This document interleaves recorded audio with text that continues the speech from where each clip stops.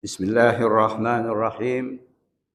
Ayuhas saimun was saimat rahimakumullah. Uhayyikum bitahiyyatil Islam, tahiyatan min indillahi mubarakatan thayyibah. Assalamualaikum warahmatullahi wabarakatuh. Alhamdulillah, alhamdulillahilladzi faddala syahra ramadhana ala baqi syuhur. Wassalatu wassalam ala man ahsana istiqbala syahr Ramadan sayyidina wa habibina wa syafi'ina wa maulana Muhammad wa ala alihi wa sahbihi ajma'in, amma ba'du. Yaqulullahu subhanahu wa ta'ala fi muhkami tanzilih wa huwa asdaqul qailin. A'udzu billahi minasyaitonir rajim. Syahrul Ramadan alladzi unzila fihi al-Qur'an hudan lin-nasi wa bayyinatin minal huda wal furqan. Faman syahida minkumus syahra falyasum wa man kana maridan aw ala safarin fa iddatum min ayyamin ukhra. Yuridullahu bikumul yusra wa la yuridu bikumul usra wa litukmilul iddata walitukabbirullaha ala ma hadakum wa la'allakum tashkurun. Wa qala Rasulullah sallallahu alaihi wasallam, as-saumu wal Qur'anu yashfa'an li abdin yaumal qiyamah. Fa yaqulu as-saum ay wa rabbi mana'tuhul akla wasyurba wal jima'a fin nahari fashaffini fi. Wa qala al-Qur'an ay wa rabbi mana'tuhul qiyam mana'tuhul nauma fil laili fasyafli qiraati fasyaffi'ni fayashfa'ani biiznillah. Sadaqallah wa sadaqa rasuluhu sallallahu alaihi wasallam. Ayuhas saimun was saimat rahimakumullah. Puji syukur mari senantiasa kita panjatkan hadiratnya. Alhamdulillah kita sudah melewati paruh pertama bulan Ramadan, memasuki paruh kedua. Tepatnya hari ini kita berada di tanggal 17. Tentu tanggal ini bagi kita merupakan tanggal yang sangat penting, karena di tanggal tersebutlah diturunkan Al-Quran sebagai pedoman hidup bagi umat manusia, khususnya umat Islam. Oleh karena itu pagi ini kita akan membahas tentang nuzulul Quran, meningkatkan interaksi kita terhadap Al-Quran. Mudah-mudahan Allah memberikan kemudahan bagi kita untuk memahami ayat-ayatnya dan mengamalkan dalam kehidupan kita sehari-hari. Salawat dan salam semoga Allah melimpahkan kepada panutan kita, junjungan kita, suri tauladan kita, baginda Rasulullah sallallahu alaihi wasallam. Mudah-mudahan kita dapat mengikuti jejak beliau, sunnah-sunnahnya, wabil khusus di bagian kedua dari bulan Ramadan ini. Sayyidah Aisyah radhiyallahu anha pernah berkata tentang bagaimana Rasulullah ketika bulan Ramadan, khususnya ketika memasuki 10 terakhir bulan Ramadan. Kata beliau, kana Nabi sallallahu alaihi wasallam idza dakhala asyral awakhir min Ramadan syadda mi'zarahu wa ayqaza ahlahu wa ahya lailahu wa takafa. Dalam riwayat lain disebutkan. Jadi Nabi sallallahu alaihi wasallam ketika memasuki 10 terakhir bulan Ramadan, 3 hari lagi kita akan memasukinya. Ada 3 atau 4 hal yang beliau lakukan, kata Sayyidah Aisyah. Pertama, syadda mi'zarahu. Ini bahasa kiasan, secara harfiah artinya mengencangkan ikat pinggangnya, mengurangi konsumsi makanan untuk tidak ngantuk. Kemudian yang kedua adalah aiqadha ahlahu, membangunkan keluarganya dan sahabatnya. Yang ketiga adalah ahya lailahu, menghidupkan malam-malamnya. Dalam riwayatnya dikatakan wa taqafa, dan beriktikaf. Nah, kira-kira jamaah kita ini seperti itu apa enggak di 10 terakhir bulan Ramadan? Ya, kita melihat di berbagai macam tempat, di masjid atau di musola, justru barisannya semakin maju gitu. Orangnya semakin keluar. Nah, itu ya memang sesuatu hal yang secara alami yang namanya kompetisi ya begitu. Tidak semuanya bisa masuk ke final. Maka orang-orang yang istiqomah inilah yang kita mudah-mudahan berada di dalamnya dapat menjalankan dan mencontoh apa yang dilakukan Rasulullah. Bahkan dalam ayat yang saya kutip tadi dalam Al-Baqarah 185 di bagian akhir Allah berfirman, walitukmilul iddata walitukabbirullaha ala ma hadakum wala'allakum tashkurun. Jadi hendaklah kalian menyempurnakan bilangan Ramadan ini. Ada yang menafsirkan kalau ada yang punya utang tertinggal, ya disempurnakan dengan dikotok. Nah, tentu bagi kita menyempurnakan itu ya menyempurnakan bilangannya, yaitu 1 bulan. Bukan seminggu, bukan 2 minggu, bukan 3 minggu. Sebulan dia bisa 29 hari atau 30 hari. Nah memang godaannya semakin berat kan, semakin sini. Mikirin pakaian, mikirin makanan, dan yang lebih ini lagi, mikirin mudik kan. Iya, kenapa? Karena orang kalau udah mudik, pasti kan dia dapat rukhsah kan. Dapat rukhsah berarti boleh tidak berpuasa, apalagi qiyamul lail kan. Padahal puasa di bulan Ramadan dengan puasa sebagai qadha kalau kita tidak berpuasa, itu jauh lebih baik kita berpuasa gitu kan.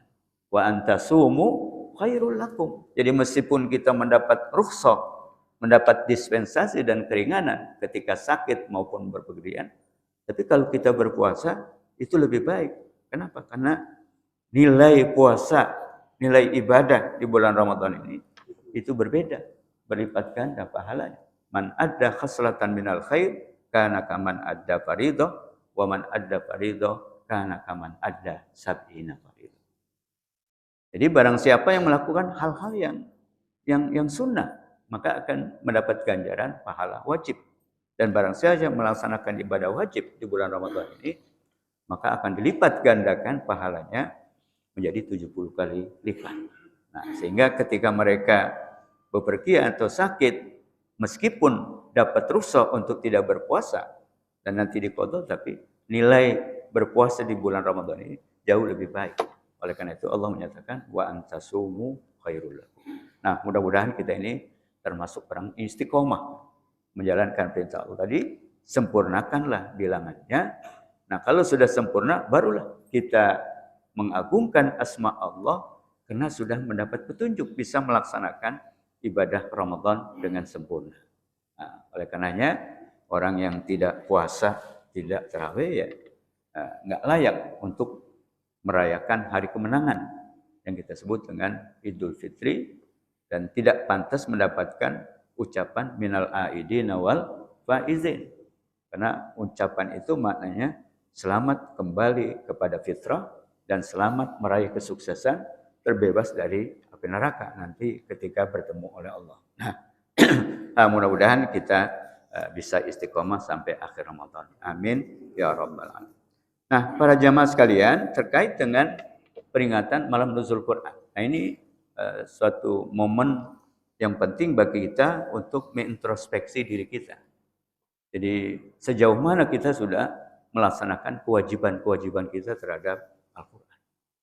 Nah, di bulan Ramadan ini kita secara intensif dicontohkan oleh baginda Rasulullah untuk berinteraksi lebih dekat kepada Al-Quran. Nah, tadi saya sudah kutip firman Allah dalam surat Al-Baqarah 185 yang sering kita dengar ayat ini. Firman Allah Subhanahu wa taala, "Syahrul Ramadan alladzi unzila fihi al-Qur'an hudal lin-nasi wa bayyinatin minal huda wal furqan." Al-ayat.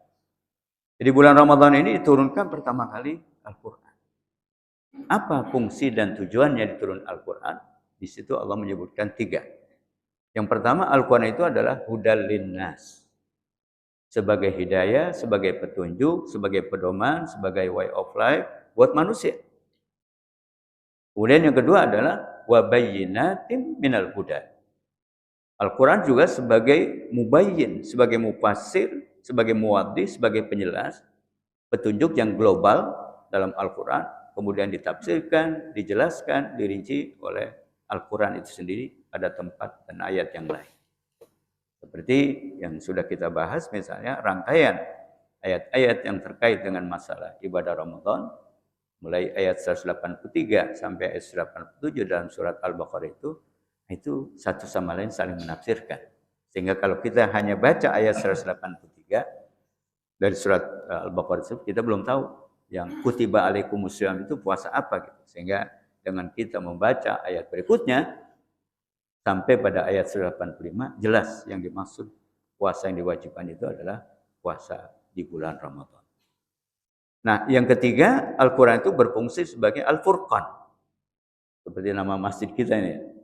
Al-Furqan itu artinya pemisah antara yang hak dan yang batil, antara yang benar dan yang salah, antara yang boleh dilakukan, ada yang tidak boleh dilakukan. Patokannya, rujukannya, referensinya adalah Al-Quran.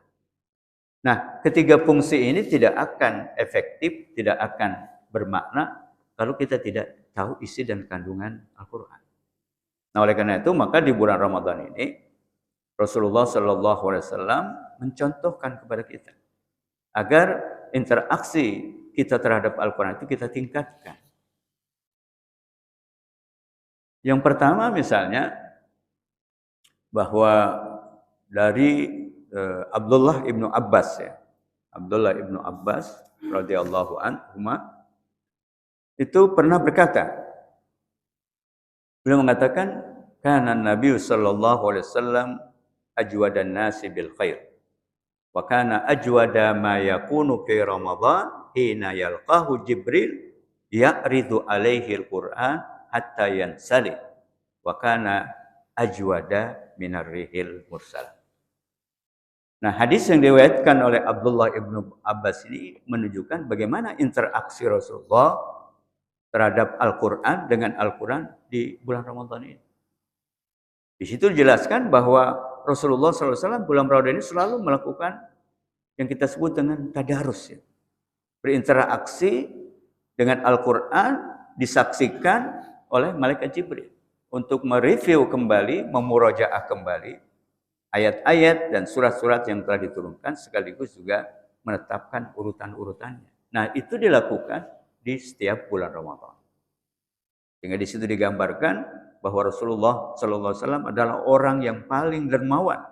Dan kedermawanan itu bertambah-tambah di saat beliau didatangi oleh Malaikat Jibril untuk melakukan tadi tadarus Al-Quran. Rasulullah membaca, disimak oleh Malaikat Jibril, kemudian ditetapkan urutan-urutan surat dan ayat. Dan di saat itu Rasulullah kedermawanannya bertambah-tambah bagaikan angin yang berhembus. Yang pertama, jadi di bulan Ramadan ini harus kita tingkatkan interaksi kita dengan Al-Quran. Nah, ada 4 kewajiban kita yang harus berani kita tanyakan kepada diri kita. Apakah kita sudah melakukan terhadap Al-Quran 4 hal ini. Yang pertama adalah bagi kita umat Islam, karena tadi disebutkan bahwa Al-Quran ini adalah dalam ayat tadi dengan istilah hudal linnas, maka termasuk di dalamnya kita. Kalau dalam awal Baqarah, hudal lil muttaqin, bahwa Al-Quran itu sebagai hidayah, sebagai petunjuk bagi orang yang bertakwa. Nah, hidayah, petunjuk itu dan tujuan dari turunan Al-Quran tidak akan bermakna kalau kita sendiri tidak tahu isi dan kandungan Al-Quran. Dan untuk mengetahui isi dan kandungan Al-Quran, maka kita wajib belajar. Nah, tentu ada tahapan-tahapan di dalam belajar Al-Quran ini sebagai pedoman hidup kita. Yang pertama adalah belajar membaca. Membaca Al-Quran, jangan sampai ada umat Islam yang tidak bisa membaca Al-Quran. Padahal Rasulullah SAW menjelaskan tentang keutamaan orang yang belajar dan mengajarkan Al-Quran. Sama-sama keduduknya di depan Allah itu adalah orang yang mulia. Khairukum man sa'allamal Qur'an wa 'allamahu. Jadi sebaik-baiknya kalian adalah orang yang mau belajar Al-Qur'an dan mengajarkan Al-Qur'an. Kenapa? Ya karena Al-Qur'an itu adalah pedoman hidup. Bahkan Al-Qur'an itu, terutama surat Al-Fatihah, menjadi rukun sholat. Sehingga kalau kita tidak bisa membacanya dengan baik, sesuai dengan aturan, warattilil Qur'ana tartila, makharijul hurufnya, tajwidnya, maka sholat kita menjadi tidak sah. Nauzubillah min dzalik. Nah, oleh karena itu maka belajar Al-Qur'an merupakan kewajiban bagi umat Islam. Jangan sampai ada umat Islam tidak bisa membaca Al-Qur'an. Maka tidak ada istilah terlambat di dalam belajar. Kenapa? Karena kalau kita tidak berusaha untuk belajar, kemudian tetap tidak bisa, kita dosa. Tetapi kalau kita tahu diri kita belum bisa membaca Al-Quran dengan baik, kemudian kita belajar, meskipun pada akhirnya kita tidak seperti yang apa diharapkan, maka gugurlah kewajiban kita. Tapi kalau sudah nggak bisa baca Quran, nggak mau belajar, itu yang dosa. Nauzubillah min dzalik. Nah, kenapa orang harus belajar Al-Quran dan harus musyafahah? Jadi belajar Al-Quran itu tidak bisa belajar sendiri. Harus tadi interaktif. Ada yang menyimak, ada yang mengajarkan. Kenapa? Karena bagi kita umat Islam Indonesia ini, Al-Quran itu ya termasuk bahasa asing. Artinya bukan bahasa ibu kita. Nah, masing-masing bahasa itu punya karakteristik, punya ciri yang berbeda dengan bahasa lain. Oleh karena itu kalau orang tidak ingin mengetahui bahasa asing, bukan selain bahasa ibu kita, ya harus belajar melalui orang yang menguasai bahasa itu. Tidak mungkin dia belajar sendiri. Kenapa? Karena mulai dari level yang paling kecil, misalnya bunyi, atau yang disimbolkan dengan huruf, kalau kita perbandingkan, kalau kita bandingkan antara bahasa Al-Quran, huruf-huruf Al-Quran, atau bunyi-bunyi Al-Quran dengan bahasa ibu kita, bahkan bahasa nasional kita, bahasa Indonesia, itu jauh berbeda. Kita tahu misalnya huruf hijaiyah yang merupakan simbol bunyi dalam bahasa Arab, yang notabene juga bahasa Al-Quran, itu 28, 14 itu tidak ada dalam bahasa ibu kita.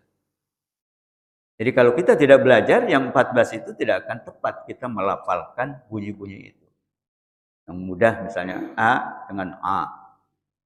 Bahasa Indonesia hanya punya A kan, yang identik dengan alif atau hamzah. Tapi A, ain, tidak punya kita. Bahkan bisa aja kalau orang Jawa misalnya kalau dia tidak belajar, A itu disebut apa? Ngalamin kan. Begitu juga yang lainnya. Betawi misalnya, kalau nggak dipaksakan, yang muncul ketika dia menyebut an'amta bisa menjadi an'amta. Padahal itu sudah berubah. Kenapa? Karena memang bunyi ain itu tidak ada dalam bahasa kita. Sehingga kalau tidak dipaksakan, ya sulit kita melafalkan dengan tepat. Begitu juga antara ha dengan ha dengan ho. Misalnya, ada 3 bunyi yang berdekatan, itu yang ada cuma satu doang, ha. Ha dengan ho kita tidak punya. Terus apa lagi? Sa, ada sa, ada sya, ada so, 4. Itu yang satu cuman S doang kan? Yang sama persis dengan sin. Sedangkan sa, kemudian sya, kemudian so tidak ada. Jadi kalau kita tidak belajar dengan guru, yang kena, yang diucapkan pasti hanya S saja kan, sin itu. Yang lainnya susah. Begitu juga nanti ada jim, ada za, ada zo, ada zai. Dari 4 itu kita cuma punya jim, yang notabene sama dengan j kan. Yang lainnya nggak ada. Begitu juga antara kaf dengan kop, kita hanya punya dengan kaf, kop tidak ada. Jadi ada 14 bunyi, pada level bunyi, yang disimbolkan dengan huruf itu nggak ada. Jadi kalau kita nggak belajar dengan guru yang fasih melafalkan bunyi itu, ya yang muncul, yang keluar, ya yang ada pada bahasa ibu kita. Nah itulah perlunya kita belajar Al-Quran secara musyafahah, berhadapan dengan guru. Jadi tidak bisa kita belajar Al-Quran dengan simbol-simbol Latin misalnya. Simbol tulisan Latin misalnya. Harus dengan simbol-simbol Arab yang kita sebut dengan huruf hijaiyah. Nah itu merupakan kewajiban kita. Dan juga kewajiban kita untuk menanamkan dan mengajarkan kepada anak-anak kita. Atau kita serahkan anak kita kepada guru untuk bisa membaca Al-Quran dengan baik. Nah, biasanya kalau orang-orang tua seperti kita, kalau masa kecilnya tidak belajar dengan baik, maka agak berat gitu. Untuk merubah tradisi kebiasaan lisan kita, berat gitu. Tapi ya diusahakan. Tapi kalau anak-anak itu masih lentur lidahnya kan, sehingga dia lebih mudah untuk bisa menyesuaikan diri dengan bunyi-bunyi yang tidak ada di dalam bahasa itu. Nah, maka sebaiknya kita mengajarkan anak-anak kita atau kita serahkan anak kita untuk belajar Al-Quran kepada ahlinya, orang yang paham tentang makharijul huruf, tentang tajwid, supaya anak-anak itu ketika dia masa pertumbuhan, anak-anak itu relatif lebih mudah menyesuaikan lisannya, lidahnya dengan bahasa yang dipelajari. Dalam konteks ini adalah bahasa Arab yang notabene adalah bahasa Al-Quran dan bahasa. Itu yang pertama. Kemudian kewajiban yang kedua, setelah kita mampu membaca Al-Quran dengan baik, maka tidak sampai di situ. Ada kewajiban kita juga untuk istiqomah selalu terus-menerus membaca Al-Quran itu dalam kehidupan kita. Apalagi di bulan Ramadan ini, sebagai motivasi dorongan kita untuk berinteraksi lebih dekat lagi kepada Al-Quran. Sehingga Rasulullah SAW menyampaikan dalam hadisnya tentang keutamaan orang yang belajar membaca Al-Quran. Beliau mengatakan, man qara'a harfan min kitabillah falahu bihi hasanatun. Wal hasanatu bi asyri amsalihha wala aqulu alif lam mim harfun walakin aqul alif harfun wala mu harfun wa mimu harfun.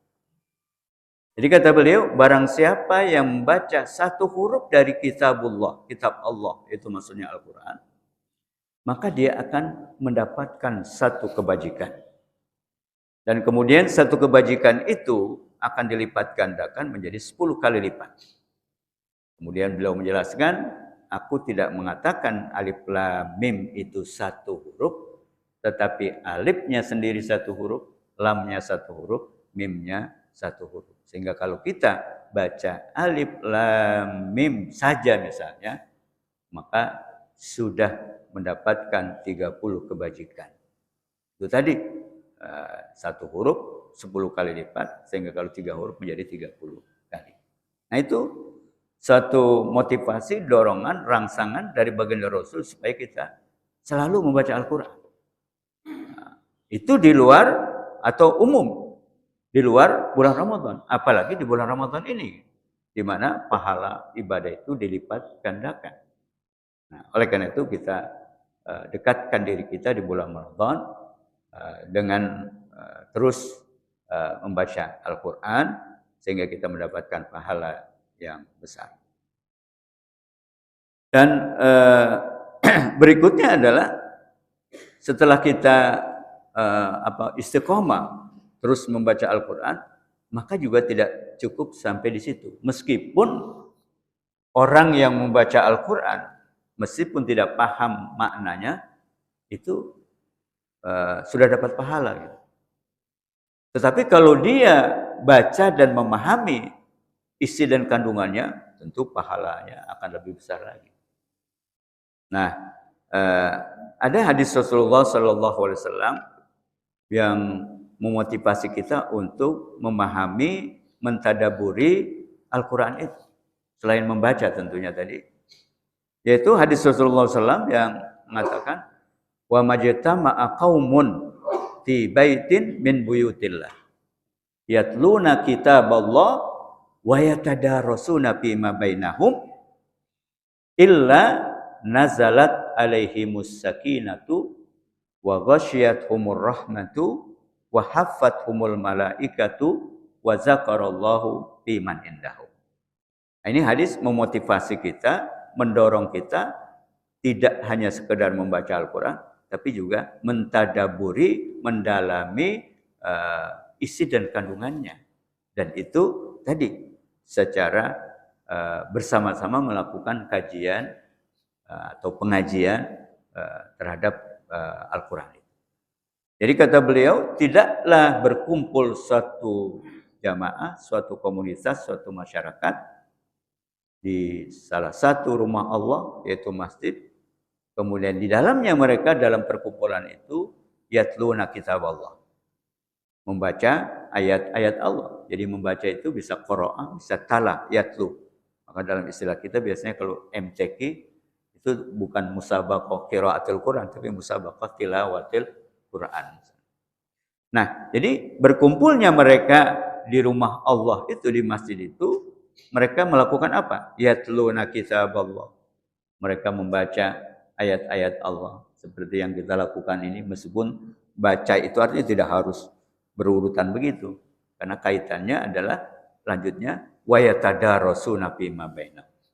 Jadi ayat-ayat yang mereka baca kemudian mereka lakukan tadarus, melakukan kajian, melakukan pendalaman, melakukan tadabbur supaya apa? Bisa memahami makna dan isi kandungan ayat yang dibaca itu. Maka kata Rasulullah ada 4 fadilah utamaan yang bisa atau yang dapat diraih orang yang secara bersama-sama kumpul di salah satu rumah Allah, kemudian mereka membaca Al-Quran, mengkaji, mendalami, mentadabburi sehingga mereka paham tentang isi dan kandungannya, maka akan mendapatkan 4 fadilah dan 4 keutamaan. Yang pertama adalah nazalat alaihimus sakinatu. Akan turun kepada mereka yang berada di masjid, mendengarkan kajian, mengikuti penjelasan dengan isi dan kandungan, maka akan turun kepada mereka ketenangan, ketentraman, kedamaian dalam hidup. Jadi tidak selalu pusing ngurusin dunia, tetapi spiritualnya juga dipenuhi dengan cara tadi mendalami, memahami isi dan kandungan Al-Quran. Maka mereka akan mendapatkan ketenangan, ketentraman, kedamaian dalam hati mereka, dalam kehidupan mereka. Yang kedua, wa ghasyiyatuhumur rahmah. Dan juga akan melimpah, akan turun kepada mereka rahmat dan kasih sayang Allah. Dan itu yang kita sangat butuhkan, rahmat dan kasih sayang Allah. Ya, antara lain dengan kita cara tadi belajar memahami isi dan kandungan Al-Quran. Dan yang ketiga adalah wahabbathumul malaikat. Dan mereka akan dinaungi oleh para malaikat yang ada di sekitar kita ketika kita melakukan kajian tentang Al-Quran. Dan yang keempat adalah wa zakarallahu fiman indahu. Dan Allah akan mengingat, akan mencatat, akan memantau mereka yang berada di masjid melakukan kajian-kajian tentang cara memahami Al-Quran itu. Nah, kemudian itu merupakan satu keharusan, kewajiban bagi kita. Jadi, mulai belajar membacanya, kemudian mendawamkan, merutinkan selalu membaca Al-Quran. Dan yang ketiga adalah mengkaji isi dan kandungan Al-Quran, karena dia tidak mungkin efektif kalau kita tidak tahu isi dan kandungan. Dan selanjutnya adalah mengamalkan Al-Quran.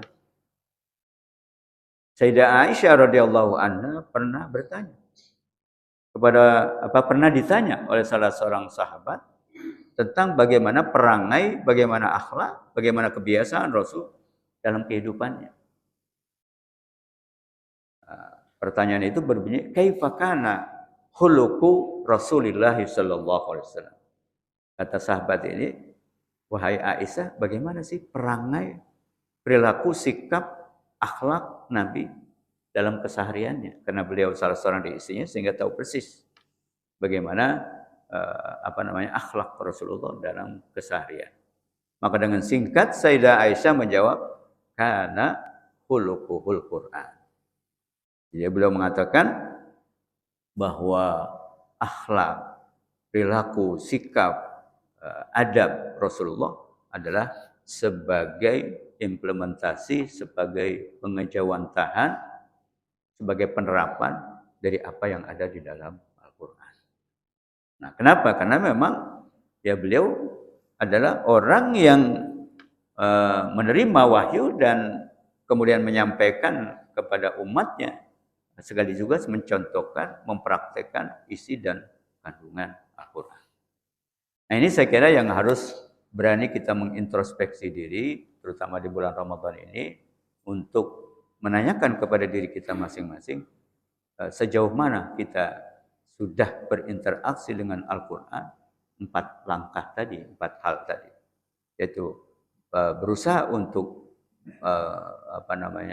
mampu membaca Al-Quran dengan baik dari segi makharijul huruf, pronunciation-nya, maupun yang kita sebut dengan ilmu tajwidnya.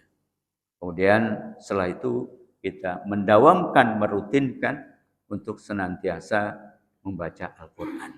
Wabil khusus di bulan Ramadan. Jangan sampai dalam kehidupan sehari-hari nggak pernah bersentuhan dengan Al-Quran. Kemudian di bulan Al-Quran juga enggak. Nah, kalau kita di bulan Ramadan ini mengintensifkan interaksi dengan Al-Quran, diharapkan nanti pada hari biasa kita tetap istiqomah, konsisten membaca dan memahami isi dan kandungan Al-Quran.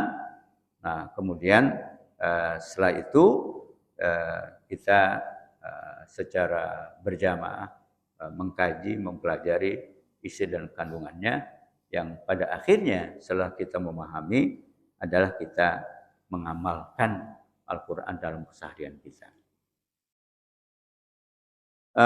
Para sahabat Rasulullah SAW menjelaskan bagaimana mereka berinteraksi dengan Al-Quran semasa Al-Quran itu masih berlangsung turunnya, yaitu masih adanya baginda Rasulullah SAW sebelum Rasulullah wafat.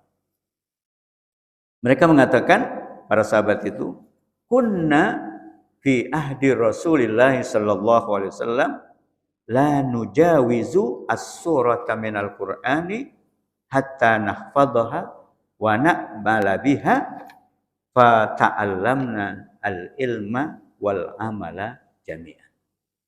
Nah, ini menjelaskan tentang bagaimana para sahabat Rasulullah berinteraksi dengan Al-Quran semasa Rasulullah masih hidup dan juga dilanjutkan setelah Rasulullah sudah wafat.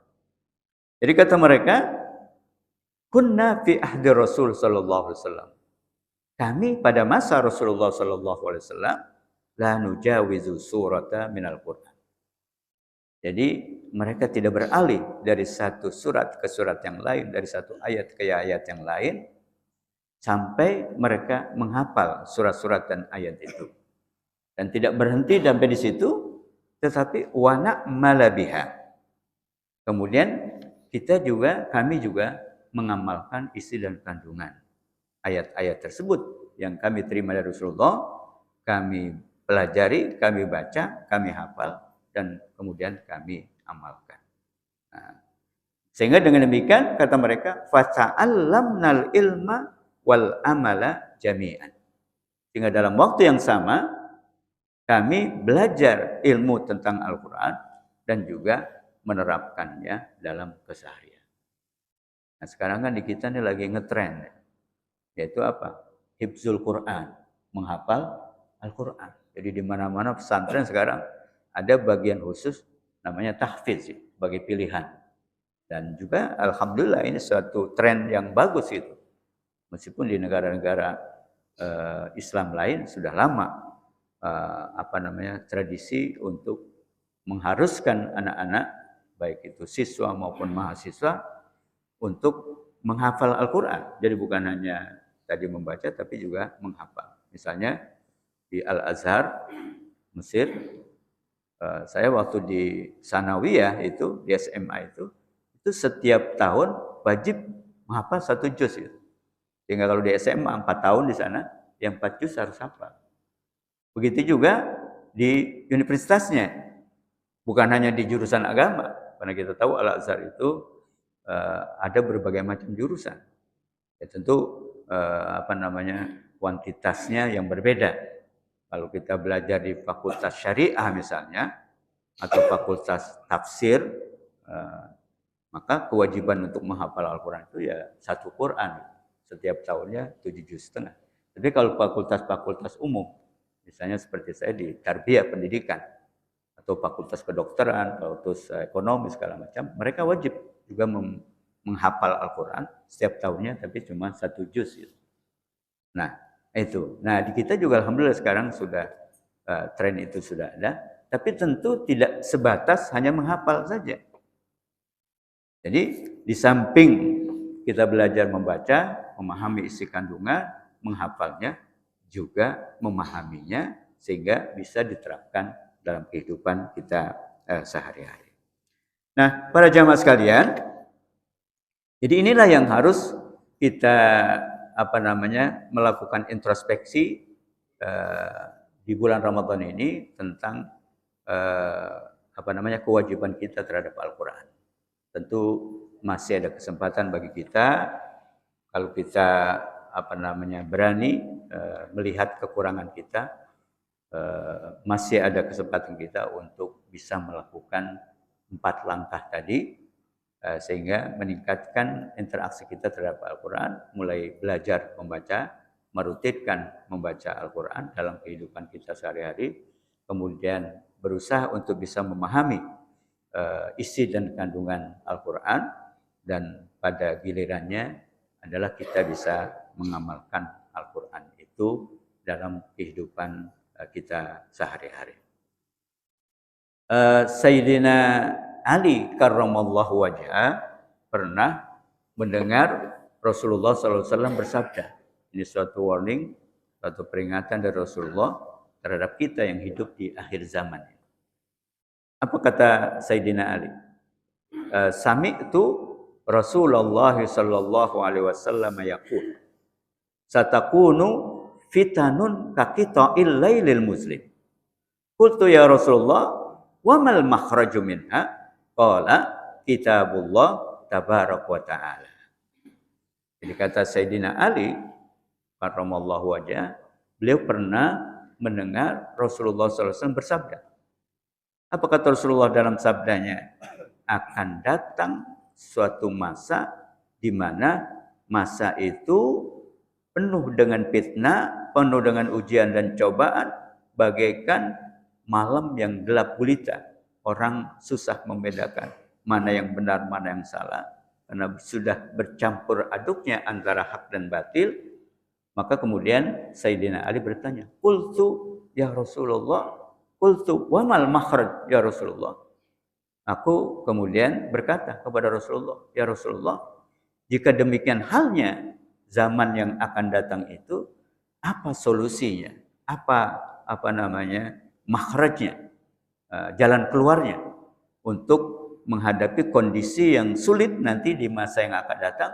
Saat ini mungkin sudah ada pada masa kita, di mana campur baurnya antara hak dan batil, sehingga orang sulit membedakan mana yang hak, mana yang batil, bagaikan kegelapan malam, sehingga orang tidak mengetahui apa yang ada di sekitarnya. Maka kata Rasulullah kepada Sayyidina Ali ketika ditanya, wa mal makhraju minha, apa solusinya dari problem itu wahai Rasulullah? Maka kata Rasulullah kepada Sayyidina Ali, kitabullah tabarak wa ta'ala. Tidak lain solusinya adalah kembali kepada Al-Quran yang dijadikan pedoman hidup, hudal lil muttaqin, hudal lin nas. Kenapa demikian? Maka Rasulullah memberikan reasoning kenapa kita harus kembali kepada Al-Quran. Beliau mengatakan, fihi naba'un man qablakum. Karena di dalam Al-Quran itu ada informasi, berita-berita tentang bagaimana umat sebelum umat kalian. Nah, kejadian sejarah itu juga menjadi pelajaran. Bagaimana misalnya kaum Ad, kaum Samud, dan umat Nabi Lut misalnya, umat Nabi Nuh, mereka dihancurkan, dibinasakan oleh Allah akibat pembangkangan mereka terhadap risalah atau misi yang diemban oleh para nabi dan rasul. Nah, itu jangan sampai terjadi. Nah, di situ ada informasi. Begitu juga di dalam Al-Qur'an ya ada sejarah, bagaimana sejarah para nabi, para rasul, orang-orang soleh misalnya, orang-orang yang selalu takarrub, mendekatkan diri kepada Allah. Itu yang pertama, kata Rasulullah. Karena di situ banyak informasi, banyak ilmu, banyak pengetahuan tentang sejarah umat-umat yang masa lalu sebelum umat Nabi Muhammad. Sehingga dari sejarah itu kita bisa mengambil pelajaran. Yang kedua adalah wa khabarum man ba'dakum. Begitu juga dalam Al-Qur'an ada informasi, pengetahuan-pengetahuan yang yang akan datang setelah kalian. Nah, maka sekarang ini banyak penemuan-penemuan sains, ilmu pengetahuan yang bersumber dari prinsip-prinsip yang ada di dalam Al-Quran. Banyak hal-hal yang dulu misalnya tidak terungkap, kemudian di akhir ini terungkap misalnya. Nah, kemudian apa lagi? Yang ketiga, Al-Quran itu mengandung wa hukmun ma bainakum. Jadi Al-Quran juga mengandung hukum-hukum untuk memecahkan berbagai problematika kejadian hidup ini untuk bisa berlaku adil, ya kembali merujuk kepada Al-Quran. Karena disitulah ketetapan-ketetapan hukum yang olehnya disebutkan bahwa Al-Quran juga salah satu namanya adalah Al-Furqan. Sebagai tolok ukur untuk menetapkan apakah itu hak atau batil, benar atau salah, diperintahkan atau dilarang, maka itu ada patokannya, ada prinsip-prinsipnya atau dalam Al-Quran. Maka kata Rasulullah, di dalam Al-Quran juga ada wa hukmun bainakum. Ada hukum-hukum yang untuk menyelesaikan masalah di antara kalian. Kemudian yang berikutnya wahwal faslu laisa bil hazal. Jadi Al-Qur'an itu sebagai tadi al-faslu, pemisah tadi. Mana yang hak, mana yang batil, yang kita sebut dengan Al-Furqan. Nah, sehingga kemudian kata beliau, man tarakahu min jabbarin qasamahullah.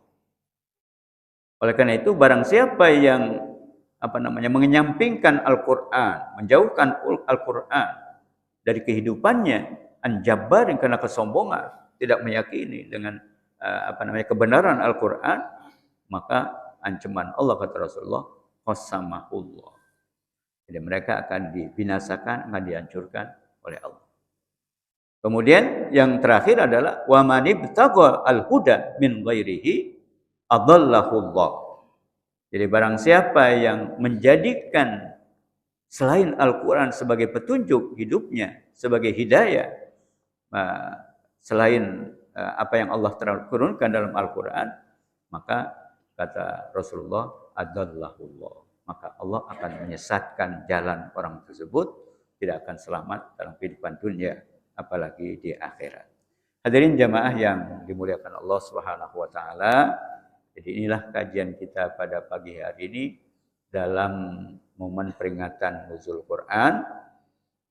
Mudah-mudahan menjadi motivasi, dorongan kita untuk berani mengintrospeksi diri, melihat kekurangan-kekurangan kita, kewajiban kita yang belum kita laksanakan terhadap Al-Quran, yang menjadi pedoman bagi kita, orang-orang yang beriman, orang-orang yang muttaqin, dan juga untuk umat manusia pada umumnya. Saya kira itu para jamaah sekalian, masih ada waktu. Silakan bagi jamaah yang mungkin bertanya atau berkomentar tentang materi yang saya sampaikan dalam kesempatan ini. Ya, silakan. Assalamualaikum warahmatullahi wabarakatuh. Waalaikumsalam. Mohon dijelaskan bahwa Al-Quran itu berisi 4. Iya. Dijelaskan yang bahwa itu tidak boleh ada. Iya. Iya. Jadi kita tahu bahwa kitab-kitab Allah yang diturunkan kepada para rasul untuk disampaikan ke para umatnya yang disebutkan dalam Al-Quran yang wajib kita yakini ada 4 kan, yaitu Taurat, Injil, Zabur, adalah yang disebut lagi Suhuf Ibrahim. Nah, kelebihan Al-Quran itu bahwa karena Nabi Muhammad adalah khatamul anbiya wal mursalin, Rasul dan Nabi yang terakhir, sehingga risalahnya itu, misinya itu untuk seluruh umat manusia sejak beliau diangkat dan diutus sebagai Nabi dan Rasul sampai akhir zaman. Dan Allah jelaskan itu dalam Al-Quran, wa ma arsalnaka illa rahmatan lil alamin. Ya, tidaklah engkau wa ma arsalnaka, kami tidak mengutus engkau wahai Muhammad kecuali menjadi rahmat kepada alam semesta sejak zaman beliau sampai kepada akhir zaman. Nah, inilah yang membedakan risalah Nabi Muhammad dengan risalah nabi-nabi dan rasul sebelumnya, di mana risalah mereka itu masing berlaku untuk zamannya, pada masanya, pada umatnya, tidak menjadi risalah yang disebarkan kepada alam semesta ke seluruh dunia. Nah, sedangkan Nabi Muhammad SAW itu karena beliau Nabi dan Rasul terakhir, sehingga risalahnya solihun likulli zamanin wa makan. Jadi itu berlaku untuk berbagai macam atau di setiap zaman, kemudian juga di setiap tempat. Nah, oleh karena itu maka risalah Islam itu baik dari segi hukum maupun yang lainnya banyak yang bersifat global. Nah, jadi sifat global itu yang membuat Islam bisa berlaku di sepanjang masa, karena dia bersifat prinsip-prinsip pokok gitu, tidak rinci seperti misalnya undang-undang atau peraturan. Nah, kalau dalam struktur negara kan ada undang-undang dasar, kemudian ada undang-undang, ada aturan. Nah, itu kan beda poin-poinnya. Kalau undang-undang dasar bersifat prinsip dasar yang nanti akan ditafsirkan melalui undang-undang, lebih rinci lagi nanti teknis pelaksanaan dalam aturan. Nah, Al-Quran itu prinsip-prinsipnya yang itu bersifat global, sehingga dia bisa ditafsirkan sesuai dengan zaman dan waktu tertentu misalnya. Jadi kebanyakan prinsip-prinsip tentang keadilan, tentang musyawarah, tentang apa, itu tidak detail. Nah, disitulah peluang bagi para ahli dalam bidang agama, terutama misalnya ahli tafsir, untuk bisa menafsirkan ayat-ayat yang bersifat global itu yang memang merupakan tempat orang untuk berijtihad. Karena lahan untuk berijtihad itu kan hal-hal yang belum termaktub secara rinci dalam Al-Quran maupun Sunnah. Disitulah letak peluang untuk para ulama untuk berijtihad.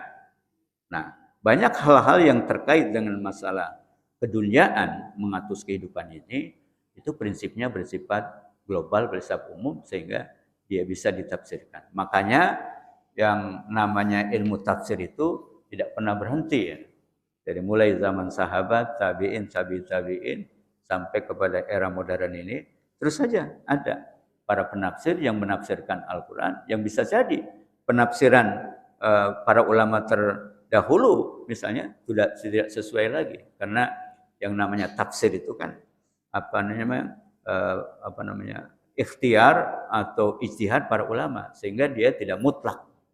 Beda dengan ayat dan hadis yang sahih misalnya, sehingga peluang untuk berijtihad itu sangat luas.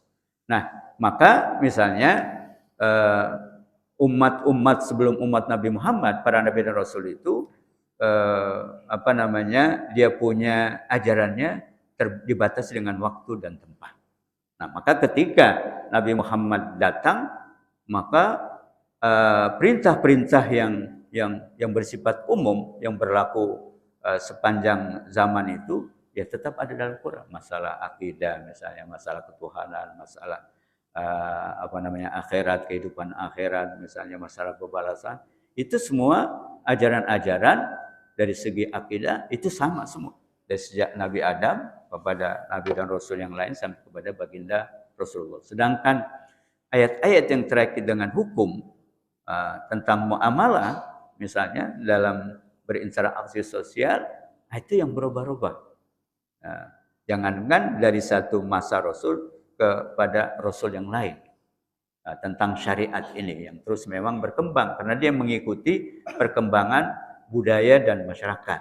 Dan kita tahu bahwa budaya masyarakat itu berubah-ubah gitu. Nah, sehingga dia harus ada ketetapan hukumnya. Nah, Al-Quran itu dalam prinsip-prinsip umum itu atau dalam hal yang mengatur tentang masalah muamalah itu bersifat umum, sehingga dia bisa ditafsirkan oleh para mujtahid yang datang berikutnya. Nah, oleh karena itu maka prinsip yang terkait dengan akidah itu yang sama dari zaman Nabi Adam sampai Nabi Muhammad, sedangkan masalah syariat itu yang berbeda sesuai dengan kebutuhan masyarakat pada saat itu. Wallahu a'lam. Ya. Silakan, ada lagi? Ya, silakan. Ada tukang kayu, dia itu suka naruh kayu.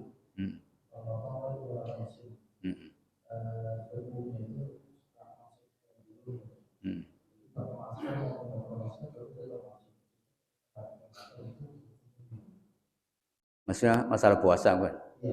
Ya. Ya. Kita sudah jelaskan pada pertemuan yang lalu bahwa definisi puasa itu secara harfiah artinya al-imsak, menahan diri untuk tidak melakukan sesuatu. Sedangkan secara terminologi atau istilah adalah menahan diri dari makan, minum, berhubungan suami istri sejak terbitnya fajar sampai terbenamnya matahari disertai dengan niat. Itulah yang disebut dengan as-saum. Jadi secara harfiah kalau orang sudah memenuhi 3 syarat tadi, yaitu dia tidak makan dan tidak minum sejak terbitnya fajar sampai terbenam matahari, kemudian malamnya niat, maka secara hukum syar'i fikih puasanya sudah sah. Nah, terkait dengan itu, tadi kan memasukkan makanan atau benda lain ke dalam tubuh kita melalui rongga terbuka itu yang membatalkan. Nah, itu kalau disengaja gitu. Kalau disengaja. Karena sesuatu yang tidak sengaja itu pasti makruh. Jangankan itu misalnya kalau orang makan minum lupa gitu misalnya. Yaitu Allah yang memberi rezeki, artinya dia tidak batal puasanya. Nah, apalagi kalau kemudian sesuatu yang masuk ke dalam tubuhnya itu meskipun melalui rongga terbuka tidak disengaja, tadi misalnya ada percikan-percikan kayu itu masuk ke dalam, ya tidak membatalkan karena tidak ada unsur kesengajaan. Nah, tidak ada unsur kesengajaan maka tidak membatalkan. Yang membatalkan itu kalau dia memasukkan sesuatu benda apapun dengan sengaja, itu yang membatalkan. Jadi sesuatu yang tidak sengaja itu tidak membatalkan. Allahu a'lam. Ya, silakan. Waalaikumsalam.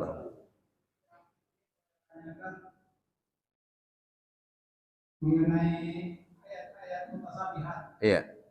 Itu bagaimana cara kita mentadaburinya? Apakah sifat-sifat Allah itu juga ya, makasih. Jadi dalam Al-Quran itu ada 2 kategori ayat-ayat Al-Quran. Jadi ada yang disebut dengan muhkamat, ada mutasyabihat. Muhkamat itu ayat-ayat yang jelas maknanya. Jadi antara 2 orang yang paham tentang bahasa Arab tentang Al-Quran pasti nggak akan berbeda. Itu namanya ayat-ayat yang muhkamat. Nah, yang sering diperdebatkan atau beda pendapat itu ayat-ayat mutasyabihat. Mutasyabihat itu artinya yang tidak jelas. Ini maksudnya apa gitu. Nah, dalam menafsirkan ayat-ayat mutasyabihat ini memang ada 2 kelompok. Terutama yang terkait dengan sifat-sifat Allah.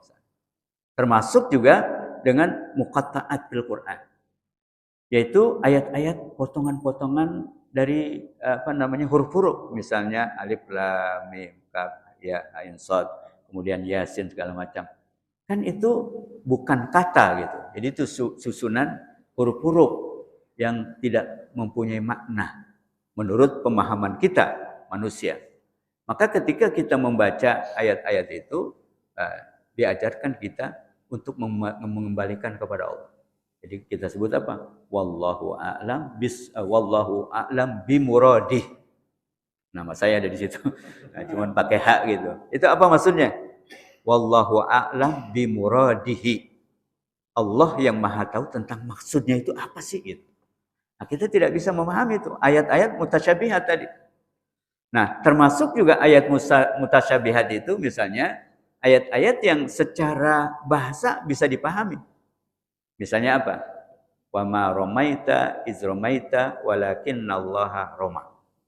Jadi tidaklah kamu melempar sesuatu kecuali sebenarnya hakikatnya yang melempar itu adalah Allah. Nah, ini juga masuk kategori ayat-ayat yang mutasyabihat itu. Nah, maksudnya apa? Apakah Allah itu mengejawantah pada diri kita sehingga ketika kita melempar sebenarnya yang melempar itu Allah. Terus apalagi misalnya Ar-Rahmanu 'alal arsyistawa. Bahwa Allah itu ada di di arsy misalnya.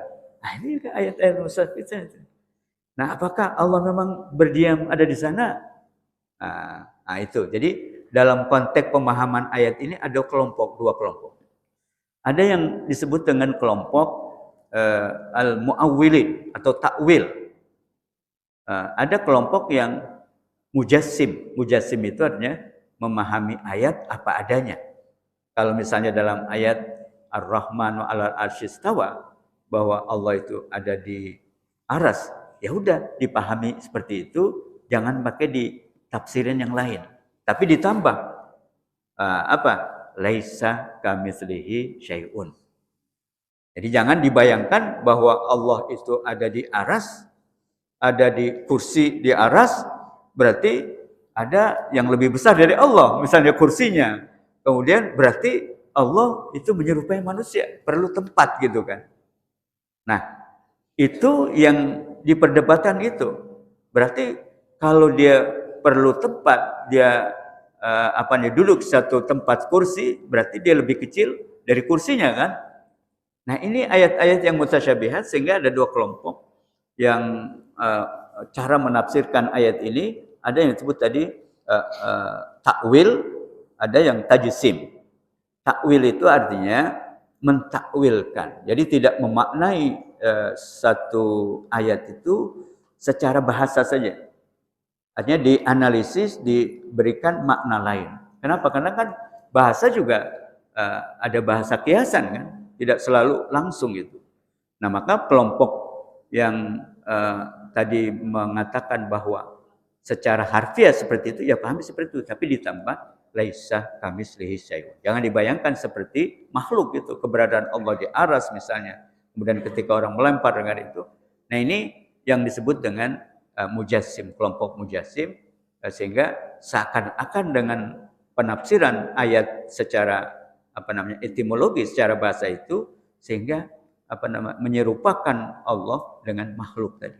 Nah, maka mereka juga untuk menghindari itu ditambah dengan laisa kamitslihi syai'un. Jangan dibayangin seperti makhluk keberadaan Allah di aras. Nah, kelompok yang kedua, ini mayoritas.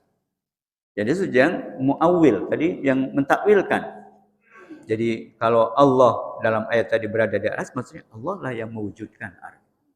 Kalau Allah tadi wa ma ramaita iz ramaita walakin Allah, bahwa ketika kita melempar sebenarnya bukan kita yang melempar tapi Allah. Itu artinya al-qudrah. Allah memberikan kemampuan kepada manusia untuk bisa melakukan hal itu semua hakikatnya dari Allah. Nah, ini untuk menghindar tadi tajsim.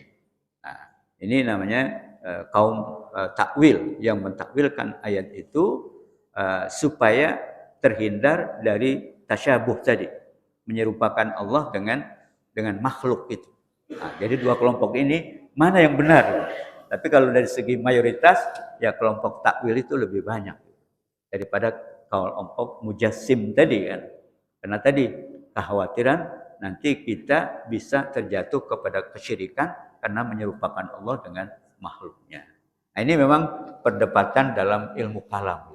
Tapi intinya bagi kita orang awam, ya mengikuti ya pendapat mayoritas itu akan lebih selamat gitu kan. Daripada misalnya mengikuti kelompok minoritas. Dan oleh karena itu maka ya kita sebut aja tadi, kalau ayat atau Quran yang kita baca kemudian ada mutasyabih seperti itu, wallahu a'lam bimuradi. Kalau kemudian kita mengambil pendapat yang dua itu, maka kita katakan wallahu a'lam bissawab. Jadi Allah lah yang Maha tahu yang benar dari dua pendapat itu mana. Jadi tidak boleh mengklaim saya yang paling benar, yang lain kafir misalnya. Nauzubillah. Jadi wallahu a'lam bissawab. Itu barangkali etikanya dalam menyikapi perbedaan yang terutama tadi masalah yang prinsip, masalah ayat-ayat yang mutasyabih. Wallahu a'lam bissawab.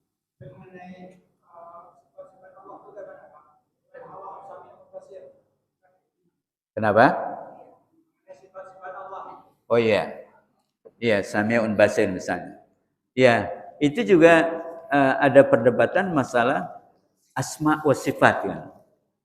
Jadi ya asma wa sifat antara nama dan sifat. Apakah nama itu sifat sekaligus yang sama misalnya kita menyebut asmaul husna kan, ya nama-nama Allah yang baik. Nah, apakah itu juga sifat Allah? Ini juga menjadi perdebatan gitu. Nah, kalau di kalangan ulama-ulama kita misalnya ada misalnya sifat 20. Nah, apakah sifat 20 itu misalnya sama dengan asma tadi, nama-nama tadi? Karena nama itu juga sebenarnya kalau kita pahami juga sifat misalnya. Ar-Rahman, Ar-Rahim. Itu kan nama Allah kan. Udullah. Allah tentu sudah pasti itu. Tapi nama-nama yang selain lafzul Allah, Ar-Rahman, Ar-Rahim, As-Sami, Al-Basir. Itu kan apakah itu nama atau sifat gitu. Nah, kalau secara harfiah itu kan juga sifat, misalnya Ar-Rahman, Maha Pengasih, Ar-Rahim, Maha Penyayang, As-Sami, Maha Pendengar, Al-Basir, Maha Pelihat gitu. Nah, itu juga menjadi perdebatan di kalangan para ulama kalam tentang al-asma wa sifat. Jadi apakah itu nama, apakah itu sifat, atau sekaligus dia sifat dan nama Allah. Nah, itu yang selain lafzul jalalah Allah. Nah, itu yang diperdebatkan dari nama-nama Allah yang 99 itu, masalah kategorinya aja sebenarnya kan. Apakah dia nama, apakah sifat. Tapi kalau dari segi pemahaman kita dengan asmaul khamsah itu asmaul husna itu ya sebenarnya ya itu mayoritas adalah dia sebagai sifat-sifat Allah, Ar-Rahman, Ar-Rahim, Al-Ghafur, Ar-Rahim misalnya, itu sifat-sifat. Wallahu a'lam bishawab. Saya kira cukup ya para jamaah sekalian, mudah-mudahan ini motivasi kita untuk terus belajar karena memang wa ma utitu minal ilmi illa qalilan. Aku tidak berikan ilmu kepada kalian kecuali secuil dibanding ilmu Allah yang begitu luas. Maka semakin kita banyak belajar, terasa kita semakin kurang pengetahuan kita tentang ada. Wa'fu'an ya karim. Rabbana anfa'na bima 'allamtana. Rabbi 'allimna alladhi yanfa'una. Rabbi faqihna wa faqih ahlana wa qarabatin lana fi dinina. Allahumma inna nas'aluka ilman nafi'ah wa amalan salihah wa rizqan wasi'an halalan thayyibah. Allahumma inna na'udzubika min ilmin la yanfa' wa min qalbin la yakhsha wa min nafsin la tashba' wa min du'ain la yustajabu lah. Allahumma arinal haqqa haqqan warzuqna tiba'ah wa arinal batila batila warzuqna tinabah. Allahumma ja'alna mimman yastami'una al-qawla wa yattabi'una al-ahsanah. Rabbana atina fid dunya hasanah wa fil akhirati hasanah wa qina adzabannar. Walhamdulillahi rabbil alamin. Subhanakallah bihamdika asyhadu an la ilaha illa anta astaghfiruka wa atubu ilaik. Wassalamu alaikum warahmatullahi wabarakatuh.